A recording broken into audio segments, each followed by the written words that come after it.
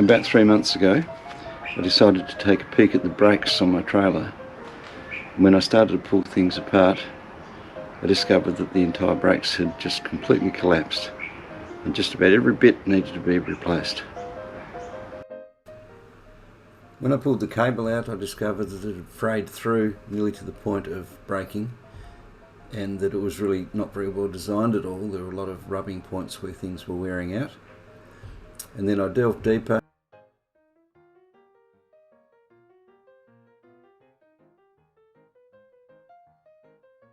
and really the calipers were the only thing that could be salvaged. All the pads had completely self-destructed and the rotors were in really bad shape. So I replaced the lot.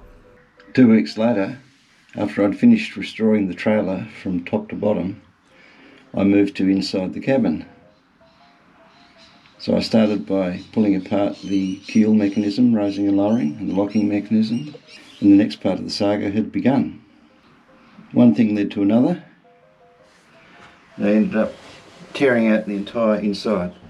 I had some issues with the design of the kitchen, so I cut it out completely, having no idea the scale of the project that I'd then taken on.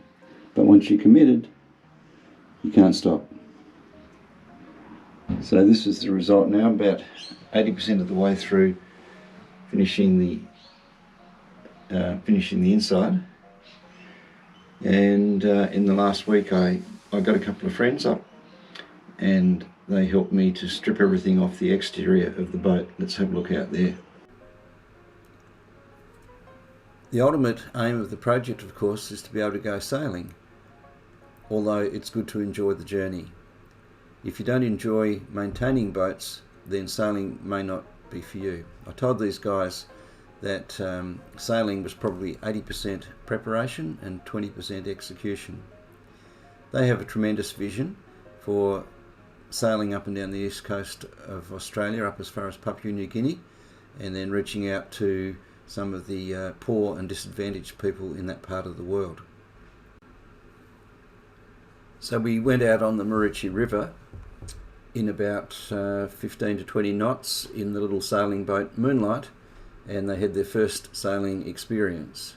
Since then we've also had a sail just prior to stripping down Mozart and getting some experience out there on the Coral Sea. We sailed around Majimba Island and beat back against the wind up to the mouth of the Maroochy River. I first sailed in a Sonata 6 back in the 80s with a friend who had got hold of one when it was brand new, and we had a really good time sailing on the east coast of Tasmania. It's an interesting story how I got hold of Mozart. Mozart's 40 years old. I was going through a bit of a rough time a couple of years ago and I was looking for a meaningful project to put my teeth into.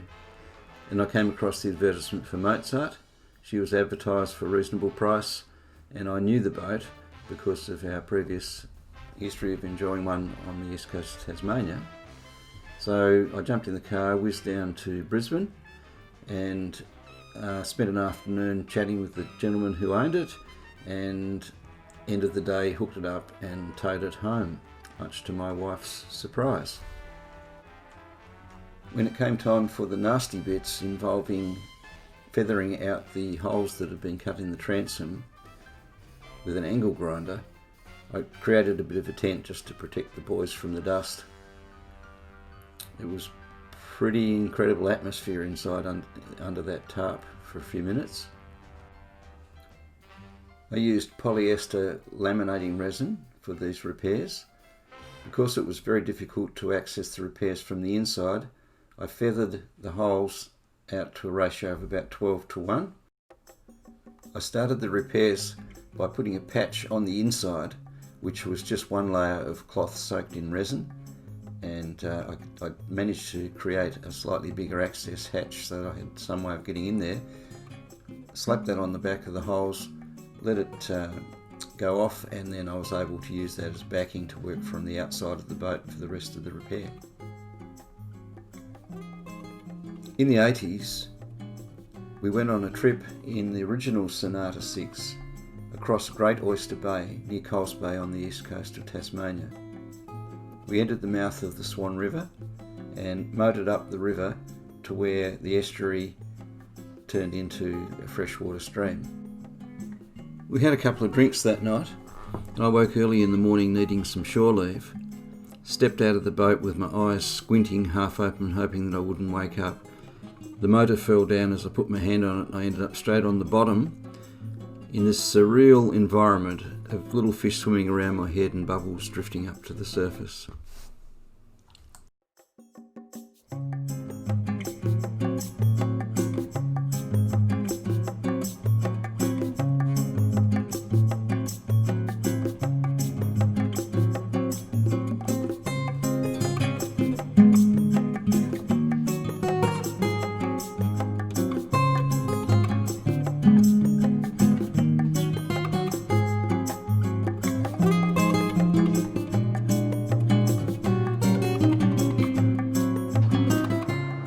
I'm about 3 weeks into the project now. We've stripped everything off the deck, filled all the stress fractures, and now we're starting to sand back. It won't be long we'll be putting a coat on the top sides. The cockpit's coming along nicely. Stripped all the fittings out of it again, sanded it right back, and there were some problems with the scuppers. We were getting some leaks around the scuppers, and then when I went to replace them, discovered that where they'd cut the holes they didn't really line up very well, so I ended up glassing over, and I've got to recut the holes and reinstall the scuppers.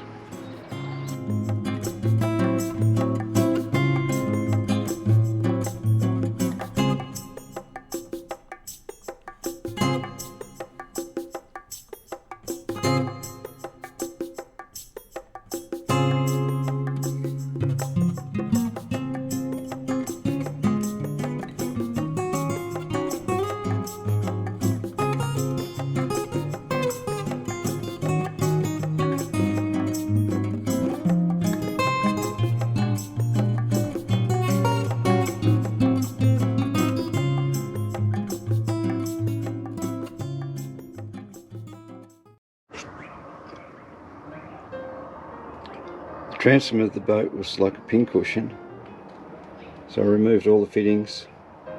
Lots of things have been added on and taken off over the years. I suppose that's pretty typical of a boat 40 years old. And there were a couple of little soft spots there where water had leaked in, where things hadn't sealed up quite as well as they may have been. So I ended up removing the scuppers and completely glassing over.